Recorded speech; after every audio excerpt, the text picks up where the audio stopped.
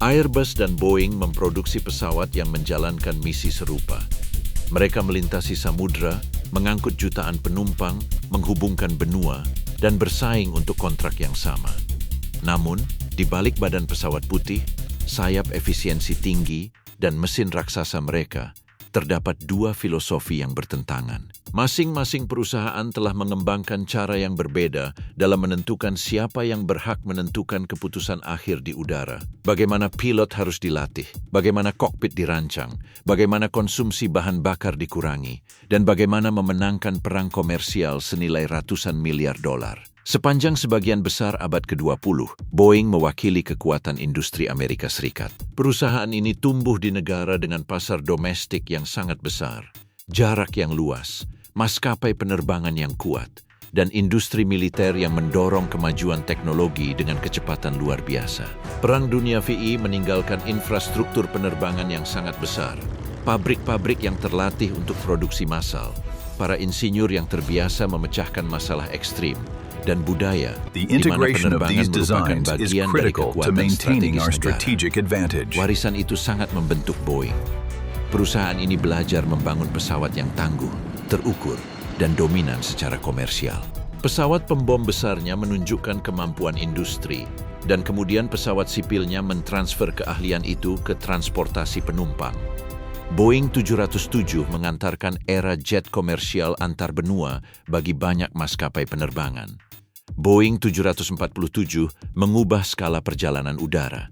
Tiba-tiba, satu pesawat dapat membawa ratusan orang antar benua dengan citra kekuatan teknologi yang sulit ditandingi.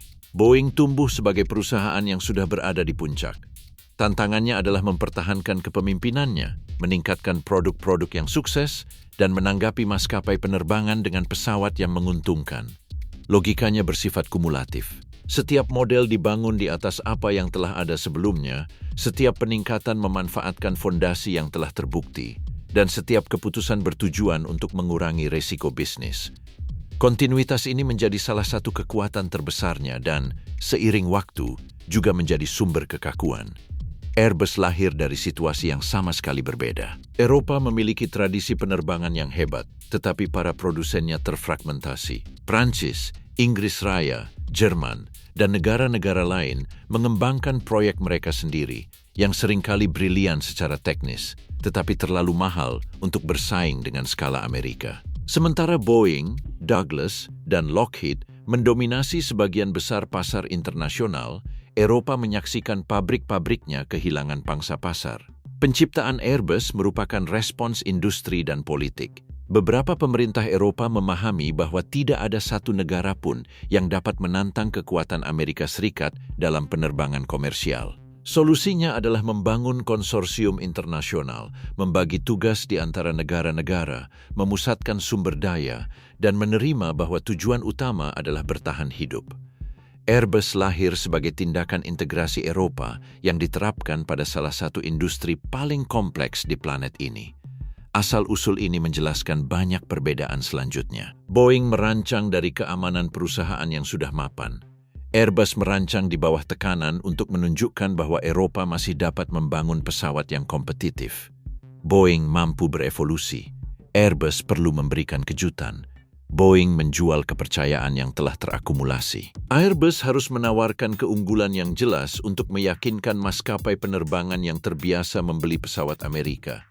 Terobosan besar pertama di Eropa datang dengan A300, pesawat berbadan lebar bermesin ganda yang dirancang untuk rute dengan permintaan tinggi tanpa mencapai ukuran pesawat jumbo. Daya tariknya lebih bersifat ekonomis daripada simbolis. Mesin yang lebih sedikit berarti konsumsi bahan bakar lebih rendah, perawatan lebih sedikit, dan pengoperasian lebih efisien. Airbus memahami bahwa pertempuran melawan Boeing dapat dimenangkan dengan ide sederhana. Menawarkan maskapai penerbangan pesawat yang mengurangi biaya. Pola pikir ini terus berkembang. Boeing berasal dari budaya di mana pilot dan mesin mempertahankan hubungan fisik, langsung, hampir mekanis. Airbus bergerak menuju budaya di mana pesawat menjadi sistem yang sepenuhnya digital. Perbedaannya bukan lagi hanya pada ukuran badan pesawat atau jangkauan. Perbedaannya terletak pada pertanyaan paling mendalam. Ketika pesawat memasuki situasi kritis, haruskah pesawat mematuhi pilot tanpa batasan, atau haruskah pesawat mencegah pilot mendorongnya melampaui batas fisiknya? Disitulah pemisahan sebenarnya dimulai. Kokpit pesawat komersial mengungkapkan lebih dari sekadar tata letak instrumen. Itu adalah pernyataan kepercayaan. Ini menunjukkan peran pilot, kekuatan otomatisasi, dan bagaimana setiap produsen memahami hubungan antara manusia dan mesin. Selama beberapa dekade, Boeing mempertahankan filosofi yang berpusat pada otoritas pilot. Kokpitnya mempertahankan kemudi tradisional, sebuah kolom kontrol besar di depan setiap kursi. Elemen ini tampak sederhana, tetapi memiliki bobot simbolis yang sangat besar. Pilot menggerakkan kemudi, merasakan hambatan, mengamati gerakan kontrol kopilot, dan mempertahankan rasa kendali fisik. Bahkan ketika pesawat modern menggabungkan sistem elektronik canggih, Boeing telah mempertahankan antarmuka yang menyampaikan kesinambungan dengan generasi sebelumnya. Filosofi ini berasal dari gagasan mendasar. Pilot harus mampu melakukan intervensi secara tegas. Otomatisasi membantu, memperingatkan, menstabilkan, dan melindungi. Tetapi manusia tetap memiliki ruang yang cukup untuk bertindak. Dalam situasi ekstrim, kemampuan itu bisa sangat penting. Pilot yang terlatih dengan baik dapat menafsirkan keadaan darurat dengan cara yang tidak dapat diprediksi oleh algoritma manapun. Mereka dapat berimprovisasi, memprioritaskan, mematikan sistem, menggunakan pengalaman yang telah terakumulasi, dan memandu pesawat menuju kemungkinan hasil dalam kondisi yang tidak sempurna. Airbus mengembangkan pendekatan yang berbeda.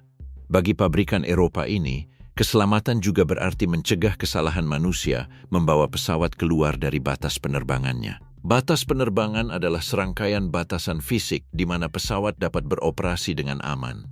Ini mencakup kecepatan minimum, kecepatan maksimum, sudut serang, beban struktural, dan parameter penting lainnya. Airbus telah mengubah batasan tersebut menjadi batasan digital yang dilindungi oleh komputer. A320 adalah simbol revolusi tersebut. Kedatangannya memperkenalkan arsitektur fly-by-wire digital sepenuhnya ke penerbangan komersial lorong tunggal. Alih-alih mengirimkan gerakan pilot melalui kabel dan batang mekanis, pesawat menginterpretasikan perintah listrik, memprosesnya di komputer kendali penerbangan, dan menerjemahkannya menjadi gerakan permukaan aerodinamis yang presisi. Tangan manusia tidak lagi secara langsung menggerakkan pesawat. Tangan manusia meminta suatu tindakan, dan sistem menghitung cara terbaik untuk mengeksekusinya dalam batas aman. Perubahan yang paling terlihat adalah tuas samping side stick. Airbus mengganti kemudi tengah dengan tuas kecil di samping. Sekilas, itu tampak seperti elemen kecil, bahkan aneh bagi banyak pilot yang terlatih di kokpit tradisional. Pada kenyataannya, itu mewakili perubahan radikal. Pesawat berhenti menyerupai mesin yang dikendalikan oleh upaya fisik dan mulai terasa seperti sistem digital presisi tinggi. Filosofi Airbus diringkas dalam sebuah gagasan yang kuat. Pilot mengendalikan lintasan, komputer melindungi pesawat. Ketika sistem beroperasi dalam kondisi normal, komputer menerapkan hukum kendali yang mencegah manuver yang dapat menyebabkan stall, kecepatan berlebihan, atau kelebihan beban struktural. Jika pilot menarik tuas kemudi dengan keras, pesawat menginterpretasikan niat untuk menanjak, tetapi membatasi manuver untuk menjaga keselamatan. Jika perintah mengancam stabilitas, sistem menyesuaikan responsnya. Pendekatan ini menimbulkan perdebatan sengit. Beberapa pilot mengagumi presisi, stabilitas, dan perlindungannya. Yang lain merasakan kesenjangan yang mengganggu antara perintah manusia dan reaksi akhir pesawat. Di Boeing, perasaan itu lebih langsung.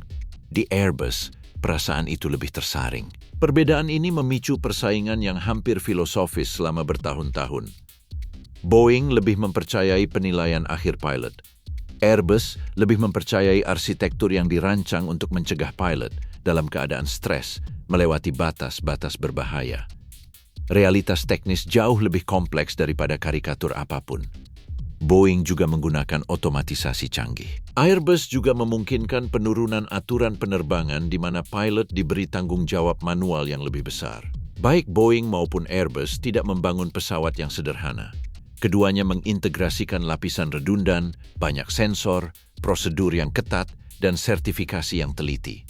Perbedaannya terletak pada prioritas desain. Boeing secara tradisional mempertahankan antarmuka kontrol yang lebih familiar dan otoritas manusia yang lebih terlihat. Airbus menormalisasi hubungan yang lebih digital antara pilot dan pesawat. Perbedaan itu berlanjut ke pelatihan. Di Boeing, setiap model mempertahankan karakteristiknya sendiri. Pilot 737, 777, atau 787 mengenali logika pabrikan yang umum, tetapi setiap jenis membutuhkan adaptasi khusus. Di Airbus, perusahaan sangat menekankan kesamaan. Keluarga A320, A330, A340, A350, dan A380 berbagi prinsip kokpit, filosofi otomatisasi, dan prosedur yang memfasilitasi transisi antar model. Bagi maskapai penerbangan, ini sangat berharga. Waktu pelatihan yang lebih singkat berarti fleksibilitas operasional yang lebih besar, biaya yang lebih rendah, dan awak pesawat yang lebih mudah untuk ditugaskan kembali. Dengan demikian, kokpit menjadi alat komersial. Airbus menjual efisiensi armada dan mengurangi biaya pelatihan.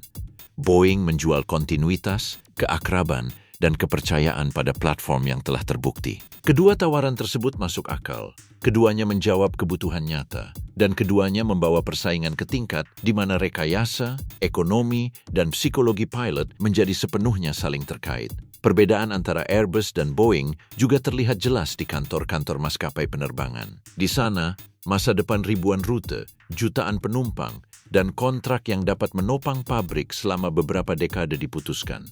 Pesawat komersial dibeli berdasarkan harganya, tetapi juga berdasarkan konsumsi bahan bakarnya, perawatan, ketersediaan, pelatihan, nilai jual kembali, dukungan teknis, pembiayaan, dan kompatibilitas dengan armada yang ada. Boeing mendominasi bidang ini selama beberapa dekade karena menawarkan sesuatu yang tak ternilai, keandalan komersial. Pesawatnya telah terbukti, rantai perawatannya bersifat global, suku cadangnya beredar di seluruh dunia, dan model-modelnya telah mengumpulkan jutaan jam terbang.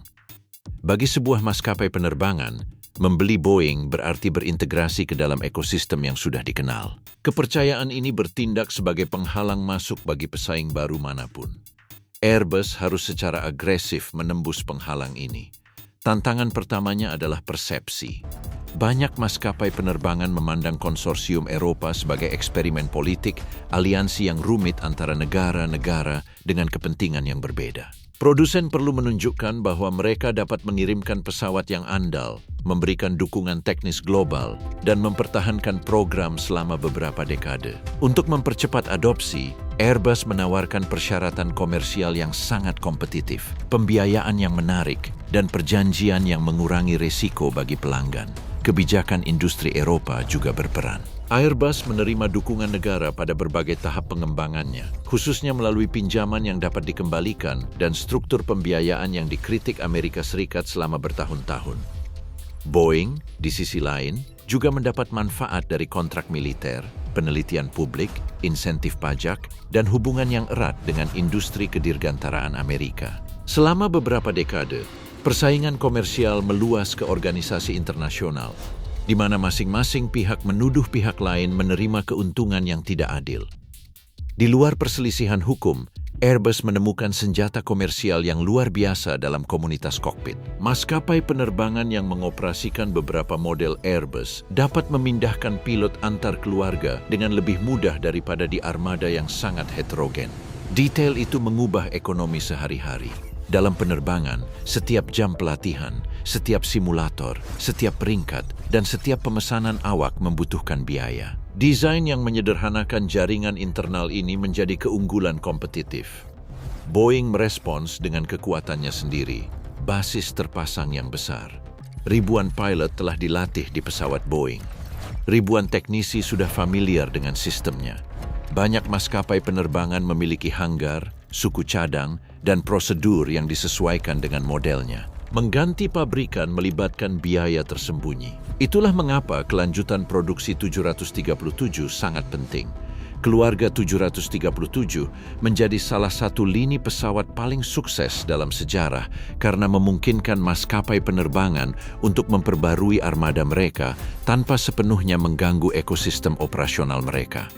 Poin ini menyoroti perbedaan penting. Airbus siap memperkenalkan inovasi teknologi untuk mendapatkan pangsa pasar.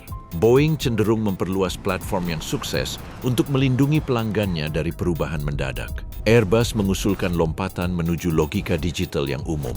Boeing mengusulkan evolusi di atas fondasi yang sudah dikenal. Kedua strategi tersebut memiliki keunggulan. Yang pertama, dapat mempercepat modernisasi. Yang kedua, dapat mengurangi resiko adopsi. Persaingan menjadi sangat sengit di segmen pesawat lorong tunggal, pasar terpenting di dunia. Pesawat seperti Airbus A320 dan Boeing 737 mendukung ribuan rute jarak pendek dan menengah.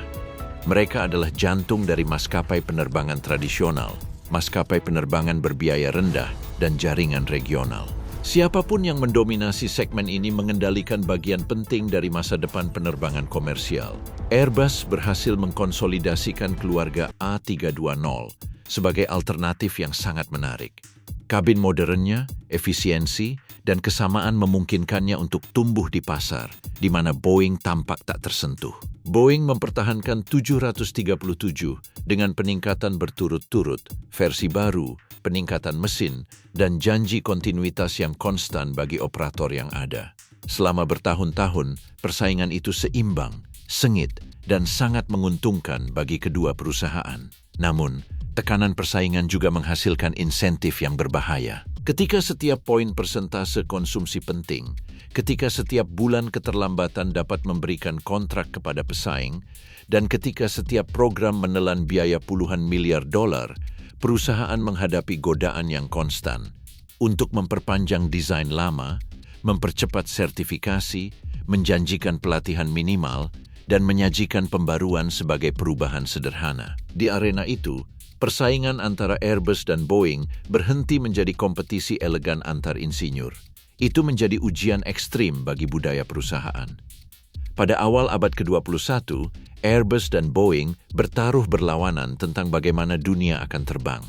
Perbedaan itu menghasilkan dua pesawat ikonik, Airbus A380 dan Boeing 787 Dreamliner. Airbus membayangkan masa depan yang didominasi oleh pusat-pusat penerbangan utama.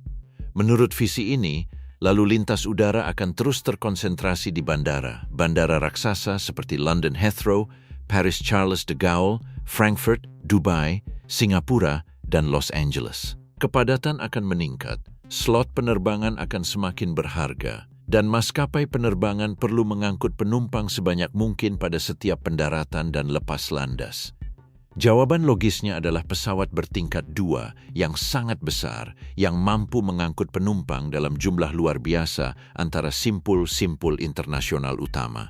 A380 adalah keajaiban teknologi. Ukurannya menuntut solusi struktural baru, sistem hidrolik yang kompleks, bandara yang disesuaikan, pintu khusus, apron yang diperkuat, dan logistik manufaktur kontinental.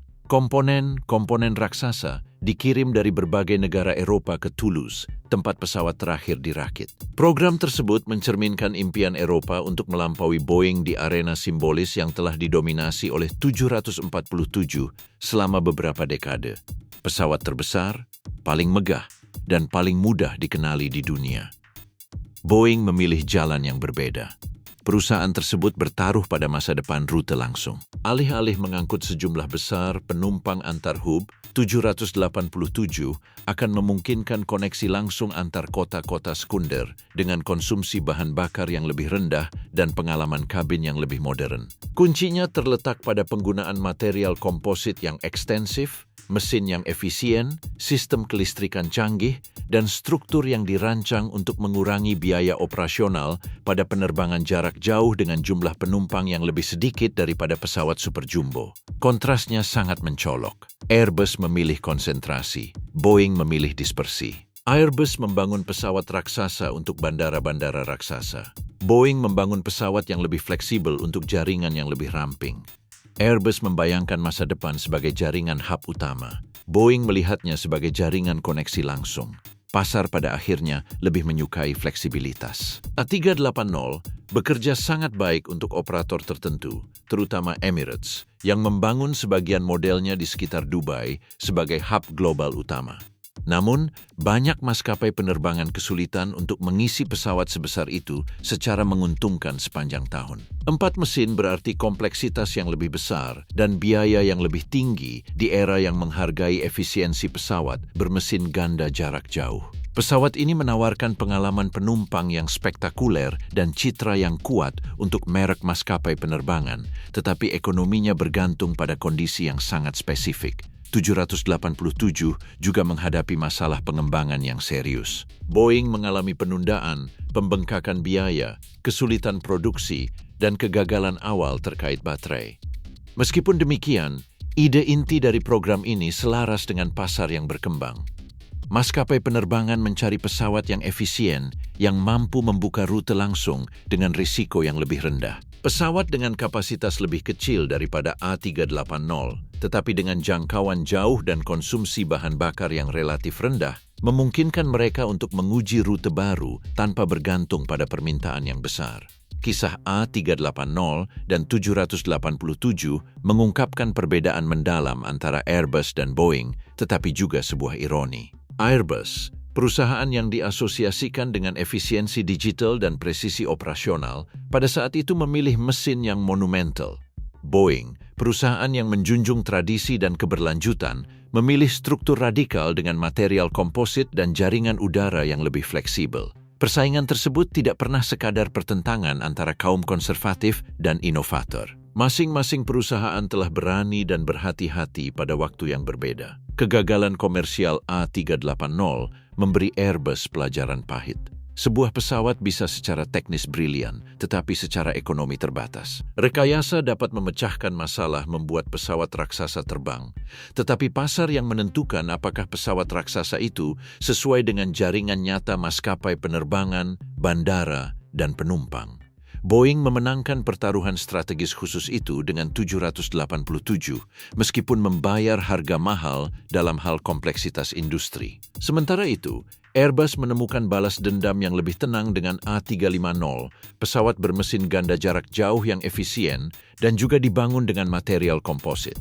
A350 menunjukkan bahwa Airbus dapat bersaing di era baru pesawat berbadan lebar modern tanpa bergantung pada ukuran ekstrim A380. Boeing mempertahankan 787 dan mempersiapkan 777X sebagai penerus kekuatan jarak jauh historisnya. Duel tetap terbuka, tetapi pusat gravitasi pasar sekarang jelas: efisiensi, fleksibilitas, dan risiko operasional yang lebih rendah.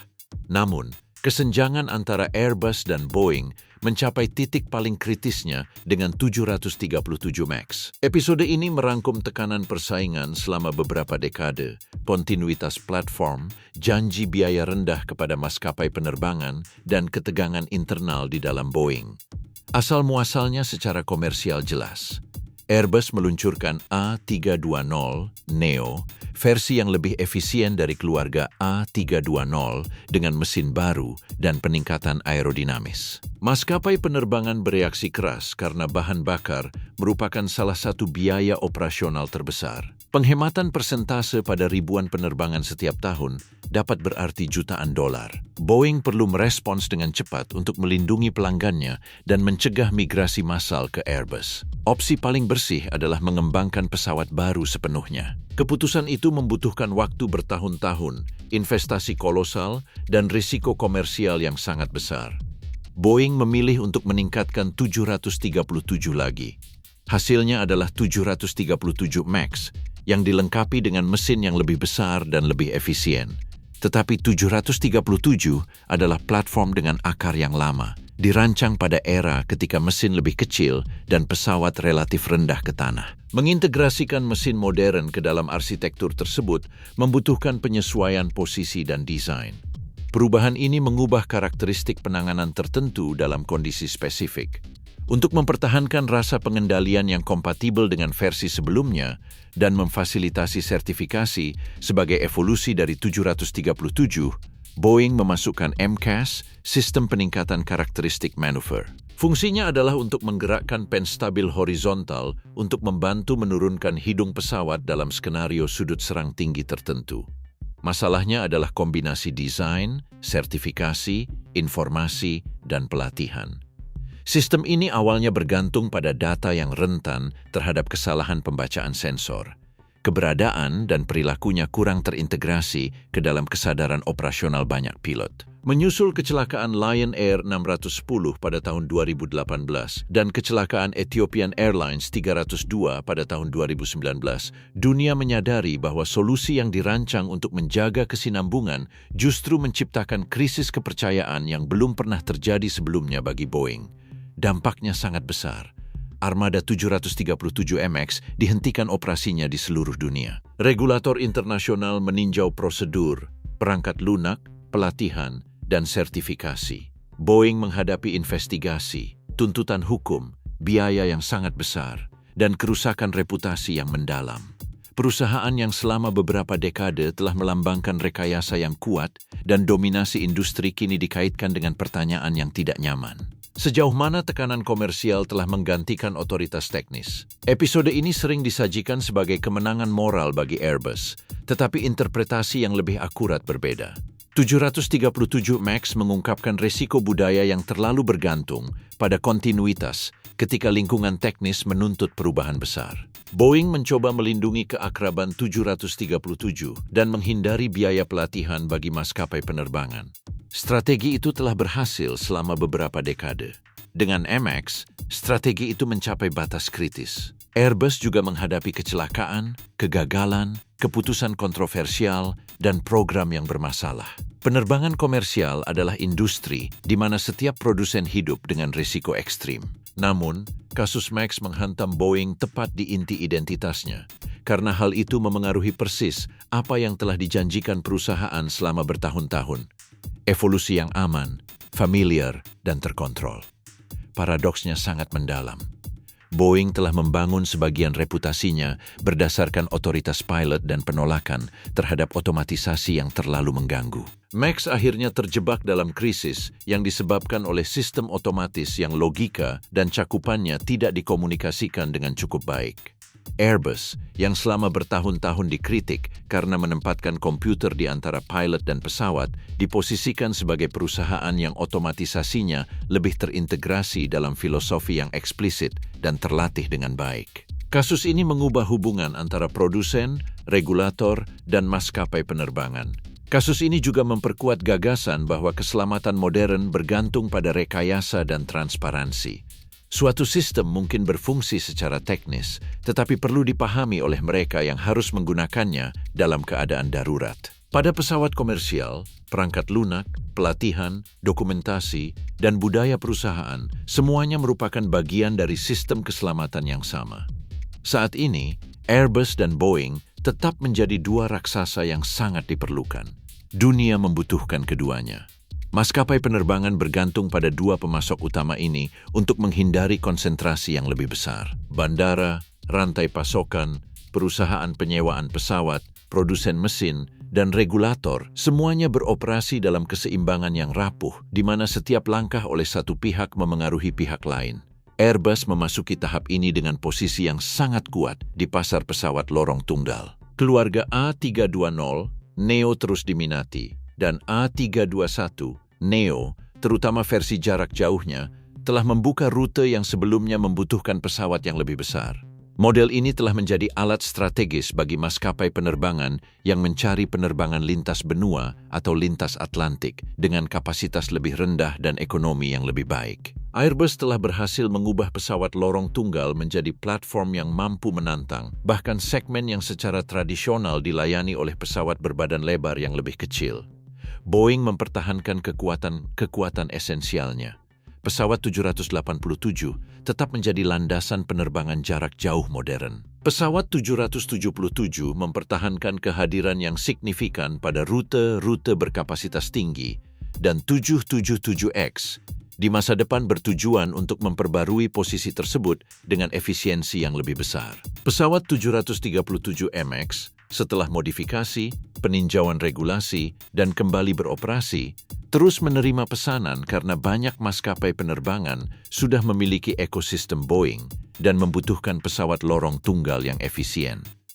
Permintaan global untuk pesawat terbang sangat besar, sehingga bahkan perusahaan yang terpukul oleh krisis yang mendalam pun tetap memegang peran sentral. Perbedaannya terletak pada persepsi.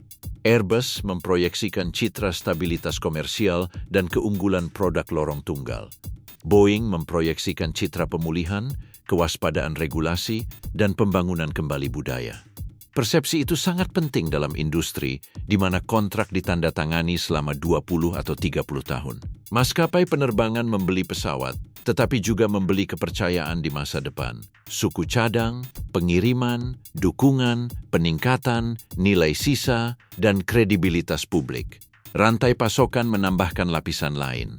Baik Airbus maupun Boeing tidak membangun pesawat sepenuhnya di satu pabrik. Mesin, avionik, roda pendaratan, bagian badan pesawat, komposit, sistem kelistrikan, dan ribuan komponen lainnya tiba dari pemasok global. Keterlambatan pada satu bagian saja dapat menghentikan pengiriman. Masalah kualitas pada satu pemasok dapat memengaruhi seluruh program. Airbus dan Boeing bersaing, tetapi keduanya bergantung pada jaringan industri yang rentan dan terdistribusi di bawah tekanan yang sangat besar. Transisi lingkungan juga mendorong mereka ke arah yang sama. Maskapai penerbangan membutuhkan pesawat yang mengonsumsi lebih sedikit bahan bakar, menghasilkan lebih sedikit emisi per penumpang, dan dapat diadaptasi ke bahan bakar berkelanjutan. Airbus sedang mengeksplorasi konsep hidrogen dan arsitektur masa depan. Boeing berinvestasi dalam efisiensi, bahan bakar berkelanjutan, dan peningkatan bertahap. Revolusi besar berikutnya masih terbuka. Pesawat komersial masa depan mungkin membutuhkan mesin baru, sayap yang lebih panjang, material canggih, otomatisasi yang unggul, dan mungkin gangguan yang sebanding dengan kedatangan mesin jet. Tetapi misteri utamanya tetap ada. Airbus dan Boeing melihat langit yang sama dan melihat masalah yang berbeda. Airbus cenderung berpikir dalam hal sistem umum, keamanan digital, keluarga terintegrasi, dan efisiensi operasional. Boeing cenderung mengandalkan kontinuitas, pengalaman yang terakumulasi, platform besar, dan hubungan jangka panjang dengan pilot dan maskapai penerbangan. Kecenderungan ini telah berubah selama bertahun-tahun, tetapi tetap menjadi jejak budaya. Perbedaan juga muncul dalam cara masing-masing perusahaan menanggapi kegagalan. Airbus belajar dari A380 bahwa kebanggaan teknologi dapat mengalahkan kebutuhan pasar yang sebenarnya. Boeing belajar dari 737 MAX bahwa tekanan komersial dapat mengikis keputusan teknis yang penting. Kedua pelajaran itu mahal. Keduanya termasuk dalam kebenaran industri yang sama. Di bidang penerbangan, kesuksesan tidak pernah bergantung pada satu inovasi saja. Kesuksesan bergantung pada penyelarasan teknologi, pasar, regulasi, pelatihan, pemeliharaan, dan budaya perusahaan. Itulah mengapa Airbus dan Boeing sangat berbeda. Karena pesawat mereka membawa serta sejarah tempat-tempat yang menciptakannya. Boeing mewakili evolusi sebuah kekuatan industri yang mendominasi langit dan belajar untuk memperluas platform yang sukses selama beberapa generasi. Airbus mewakili ambisi Eropa yang memutuskan untuk bersatu, untuk bersaing, dan mengubah integrasi, digitalisasi, dan kesamaan menjadi senjata komersial. Perbedaan mereka terlihat jelas di kokpit, kontrol, perangkat lunak, pelatihan pilot, cara mereka membiayai program, dan strategi rute mereka. Perbedaan itu juga terlihat jelas dalam kesalahan mereka. Airbus gagal ketika mereka percaya bahwa masa depan membutuhkan pesawat yang semakin besar. Boeing gagal ketika mereka memperluas platform terlalu jauh untuk merespons dengan cepat terhadap pesaing. Satu perusahaan melakukan kesalahan di sisi visi monumental, yang lain di sisi kontinuitas. Penerbangan modern ada dalam ketegangan itu. Setiap kali seorang penumpang naik A320, 737, A350, 787, atau 777, mereka memasuki filosofi desain. Kursinya terlihat serupa, jendelanya menunjukkan langit yang sama, dan tujuannya mungkin sama. Namun di balik lantai, di belakang kokpit, dan di dalam perangkat lunak, dua sejarah industri terus bersaing. Airbus dan Boeing berbeda karena mereka tidak pernah mencoba memecahkan masalah yang sama dari tempat yang sama. Yang satu lahir untuk menantang supremasi, yang lain untuk mempertahankannya. Yang satu membangun identitasnya di sekitar sistem digital umum, yang lain di sekitar kontinuitas, skala, dan tradisi penerbangan. Dan meskipun pesawat mereka semakin mirip karena tuntutan fisika, bahan bakar, dan regulasi, persaingan tetap ada karena, pada intinya, Kedua produsen tersebut mewakili dua jawaban yang berlawanan untuk pertanyaan yang sama. Bagaimana seharusnya dunia terbang?